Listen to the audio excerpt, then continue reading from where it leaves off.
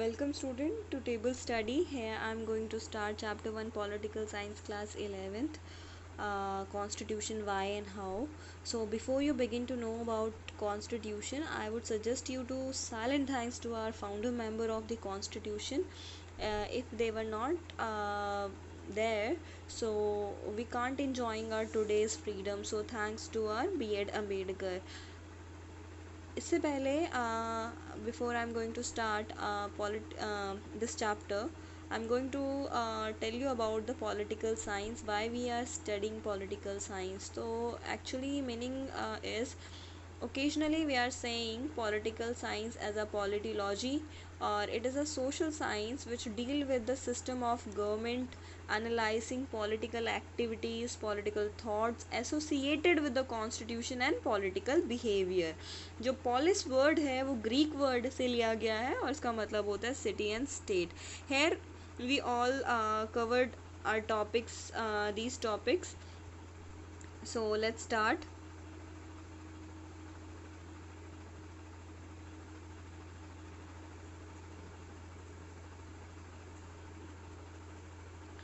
What is constitution?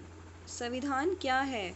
So constitution जो है वो एक सुप्रीम लॉ है जिसमें फॉर्म ऑफ गवर्नमेंट कैसे होनी चाहिए, वेरियस ऑर्गन्स ऑफ गवर्नमेंट का क्या रोल है, कैसे फंक्शन करेंगे, उनकी पावर्स क्या है, राइट्स एंड ड्यूटीज़ का म्यूचुअल रिलेशन. दैट मीन्स कि it is a written set of document which consisting rules, laws, policies, right and duties, so that it guide us how to run our country. So basically जो भी चीज़ें हैं यहाँ पे constitution से related हैं, जो भी फंक्शंस हैं यहाँ सारा कुछ कॉन्स्टिट्यूशन के अंदर लिखा गया है, कैसे क्या करना है, ये सारी चीज़ें फिक्स्ड हैं. नेक्स्ट आता है why do we study a constitution. So हमें कॉन्स्टिट्यूशन की ज़रूरत क्यों है? विदाउट कॉन्स्टिट्यूशन क्या हम नहीं चल सकते, या फिर हमारी कंट्री के लिए इतना क्यों नीड है कॉन्स्टिट्यूशन का? तो all the democratic countries of the world have constitution. जितनी भी डेमोक्रेटिक कंट्रीज़ हैं, जितनी भी फ्री कंट्रीज़ हैं, उनके पास अपने कॉन्स्टिट्यूशन है. ठीक है. इन केस मोनार्क सिस्टम है तो वो मोनार्क कॉन्स्टिट्यूशन होता है, उनके अकॉर्डिंग काम करते हैं. किंग्स जो भी बोलते हैं, किंग क्वीन जो बोलती हैं, उनकी चीज़ें फॉलो होती हैं. मिलिट्री रूल में सिंगल मैन की जो चीज़ें होती हैं वो फॉलो होती है. अथॉरिटेरियन गवर्नमेंट में जो होती है वो सिंगल पार्टी रूल होता है, डोमिनेंस होता है. सो कॉन्स्टिट्यूशन जो है वो कोऑर्डिनेशंस प्रोवाइड करता है और एश्योरिटी प्रोवाइड करता है. एश्योरिटी और कोऑर्डिनेशन कैसे प्रोवाइड करता है? Through basic set of rules, नियम तय करता है. ठीक है. अगर हमारी सोसाइटी में कुछ रूल्स एंड रेगुलेशंस नहीं होंगे तो हमारी सोसाइटी में आसपास में जितने भी लोग हैं वो आपस में लड़ना स्टार्ट कर देंगे. कोई भी कुछ भी काम करने लगेगा, कोई भी जाके दिन दहाड़े मर्डर करके आ रहा है, कोई भी रॉबरी करके आ रहा है, सो दैट उनके ऊपर कोई रूल्स एंड रेगुलेशंस नहीं है. लेकिन रूल एंड रेगुलेशन जो प्रोवाइड करता है उसके बीच में जो अश्योरिटी प्रोवाइड होती है, कोऑर्डिनेशन बना रहता है, तालमेल बना रहता है आपस के लोगों में. सो रूल्स जितने भी हैं वो एनफोर्सिएबल हैं to give the assurance to the everybody. That means कि सबको अपना अपना हक मिला हुआ है. दैट मीन्स सबको अपना अपना राइट है और रूल्स इसी चीज़ को फॉलो करने के हैं कि अगर जो नहीं फॉलो कर रहे हैं उनको पनिशमेंट दी जाएगी. जितने भी सोसाइटी का रूल एंड रेगुलेशन है वो मस्ट बी फॉलोड. नेक्स्ट है आपका स्पेसिफिकेशन ऑफ डिसीजन पावर. अब यहाँ पे फर्स्ट क्वेश्चन आपके मन में आता है कि who get to decide what the law governing the society should be. कैसे लॉज होने चाहिए, कैसे गवर्नमेंट सोसाइटी को रन करेगी, कैसे क्या होगा. सो यहाँ पे जो बेसिक आंसर है वो ये है कि अगर मोनार्क सिस्टम में मोनार्क डिसाइड करते हैं, डिक्टेटरशिप में मिलिट्री रूल होता है, ओल्ड सोवियत में अगर सिंगल पार्टी तय करती है, तो डेमोक्रेटिक में कौन तय करता है? तो डेमोक्रेटिक में कौन करता है? People get to decide according to the Abraham Lincoln. Abraham Lincoln ने क्या बताया था? डेमोक्रेसी क्या है? To the people, for the people, by the people. Actually में पीपल सेंटर्ड है ये, पीपल की जो भी इंटरेस्ट हैं, जितनी भी एस्पिरेशंस हैं, उनसे रिलेटेड है। सो अगर हम देखें तो इंस्टेंसली जो होगा हमारा, parliament get to decide law and policies. ठीक है, यहाँ पे हर पीपल को राइट है, हर सिटीज़न को राइट है चीज़ें करने का, और पार्लियामेंट में लॉ डिसाइड होते हैं, पॉलिसीज़ बनती हैं। अब लॉ भी बन गया, सेट ऑफ रूल भी हो गया, अब पावर तो गवर्नमेंट के पास आ गई।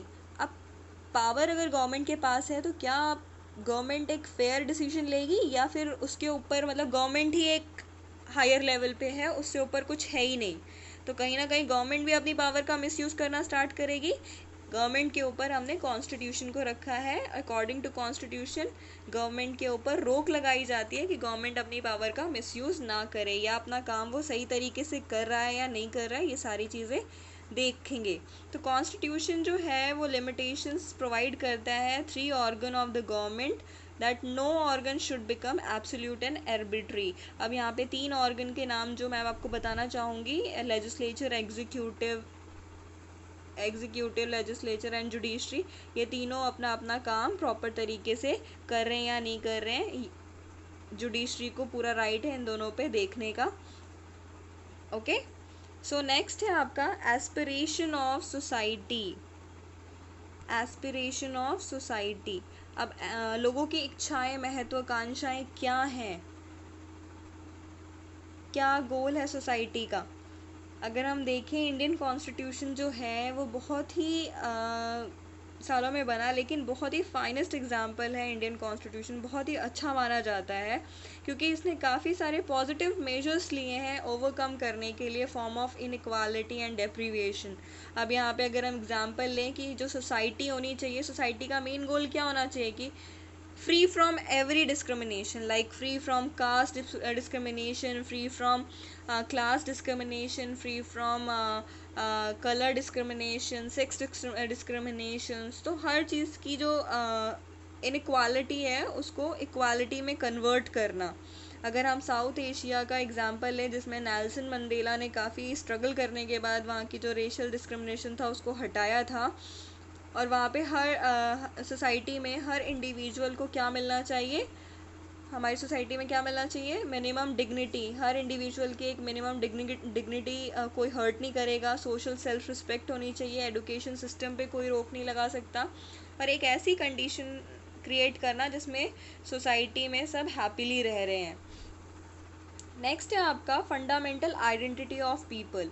Fundamental identity of people, that means जो कॉन्स्टिट्यूशन है उसने सेट ऑफ रूल भी प्रोवाइड कर दिया, क्या पावर होनी चाहिए वो भी बता दिया, लिमिटेशंस भी लग गई गवर्नमेंट के ऊपर। अब फंडामेंटल आइडेंटिटी प्रोवाइड करता है पीपल को, इंडिविजुअल आइडेंटिटी प्रोवाइड करता है।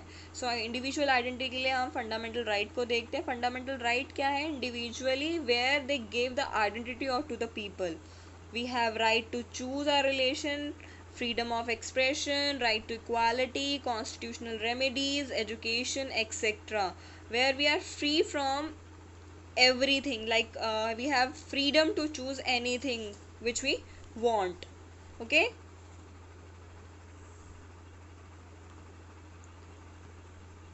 नेक्स्ट है आपका authority of the constitution. Authority क्या होनी चाहिए कॉन्स्टिट्यूशन की? अब इसके अंदर आता है पहला पॉइंट, जो मोड ऑफ प्रोमलगेशन। अब प्रोमलगेशन का मतलब होता है ए बेसिक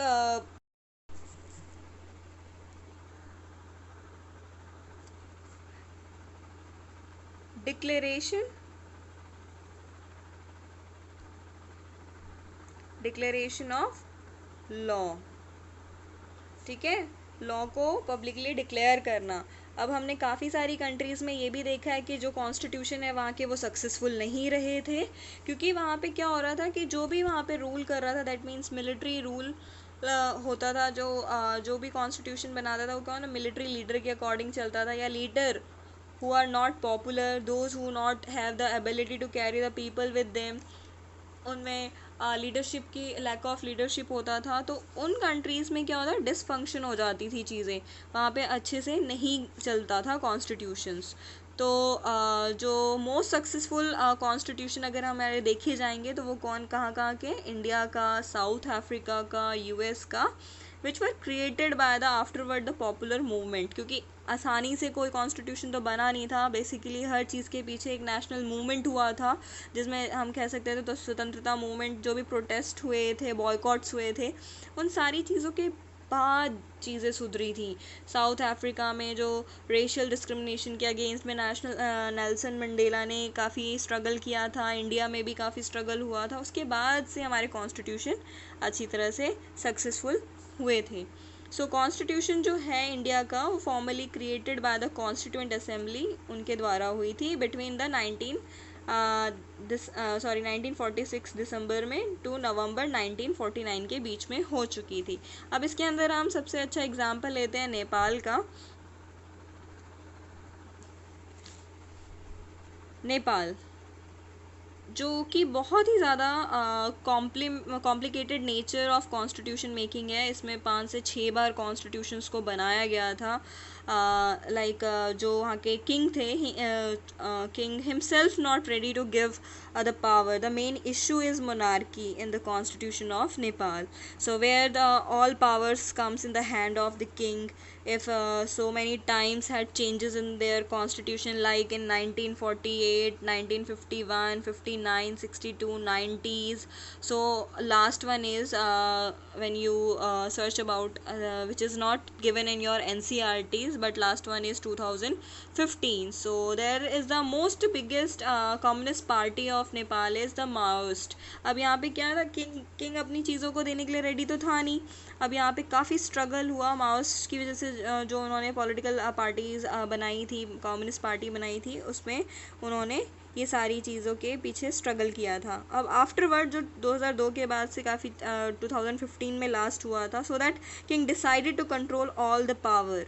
दैट मीन्स कि उन्होंने लास्ट में देखा कि वहाँ के लोगों को लग रहा था कि जो भी हमारा कॉन्स्टिट्यूशन है या फिर जो भी हमारा किंग बोल रहा है वो सारी चीज़ें सही नहीं है, तो उन्होंने प्रोटेस्ट करना स्टार्ट कर दिया अपने किंग के अगेंस्ट में, और फिर लास्ट में किंग को डिसाइड करके चीज़ें कॉन्स्टिट्यूशन को बनाना पड़ा। लेकिन काफ़ी बार, जब इतनी सारी बार जो कॉन्स्टिट्यूशन बनाया था उन्होंने, तो उन्होंने क्या किया था, लास्ट में जो मेन पावर रहती थी वो अपने हाथ में ही रखते थे, और इसीलिए इतनी सारे बार उन्होंने अपने कॉन्स्टिट्यूशन में चेंजेस लेकर आए।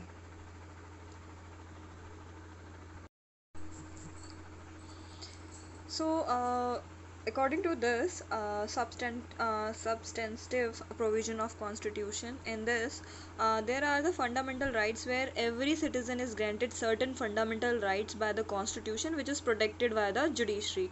हर किसी एक सिटीजन को इंडिविजुअली ग्रांटेड किया गया है फंडामेंटल राइट कॉन्स्टिट्यूशन के हिसाब से, और जो राइट्स मिले गए हैं वो सारी चीज़ें प्रोटेक्टेड होती हैं बाय जुडिशरी द्वारा उनको अश्योरिटी दी जाती है। जो कॉन्स्टिट्यूशन है उसमें एक और चीज़ है, power and between central and various state government. अब इसके अंदर आपको ये समझ में आ रहा होगा कि हाँ, फंडामेंटल राइट्स भी मिले हुए हैं सिटीजन्स को, और कॉन्स्टिट्यूशन ना डिवाइड भी कर देता है।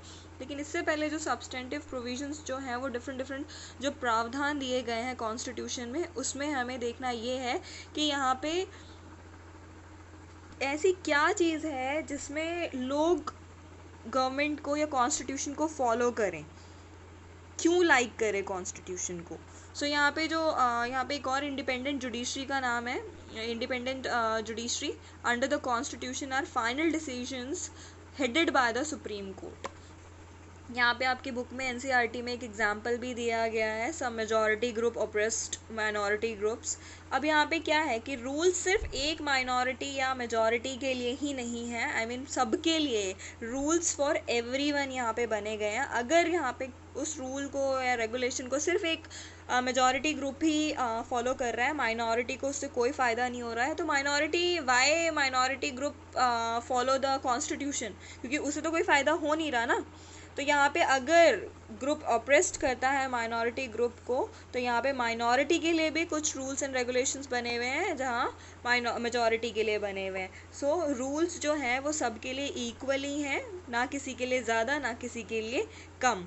तो जितने भी सब्सटेंटिव प्रोविजंस हैं वो सबके लिए बनाए गए थे कॉन्स्टिट्यूशन में, और इनमें जो पावर्स थी वो डिवाइडेड की गई थी। अगर कोई नहीं फॉलो कर रहा है या फॉलो कर रहा है तो बाकी वो जुडिशरी का काम है उसको देखना।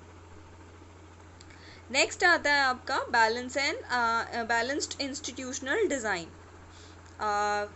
This point we will discuss in the next video. Till then, if you have any query, just comment below in the section. Till then, take care.